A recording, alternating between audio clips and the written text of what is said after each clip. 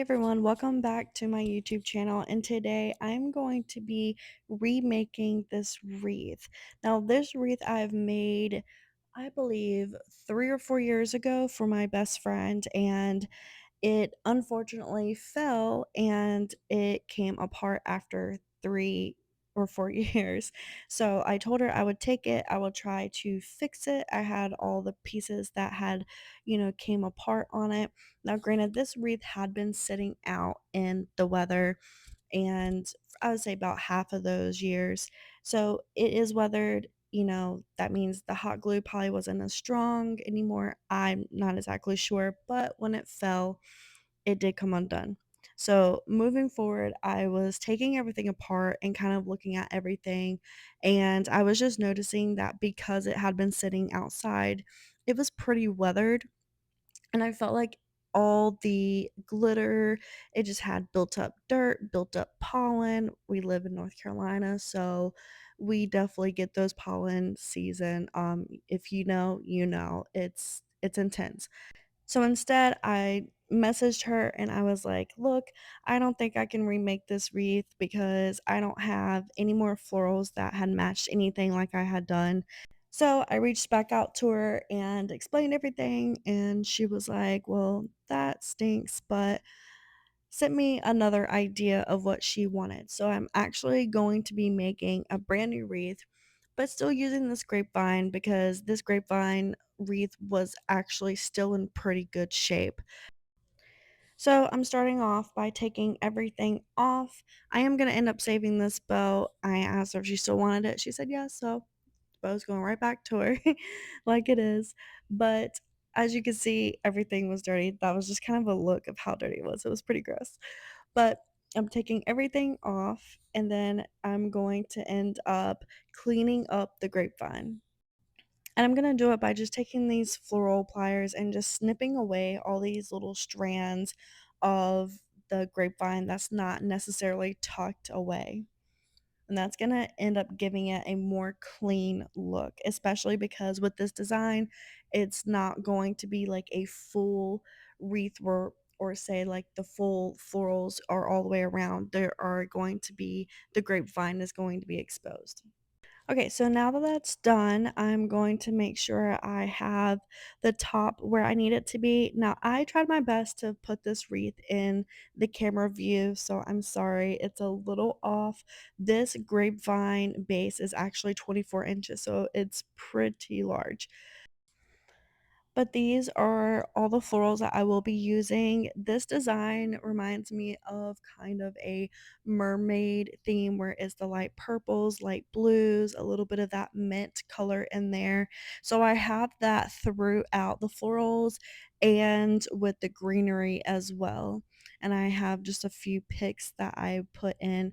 All of these I have gotten from Michael's, and most of these florals were in the spring line. Some of them I think were like the regular stems.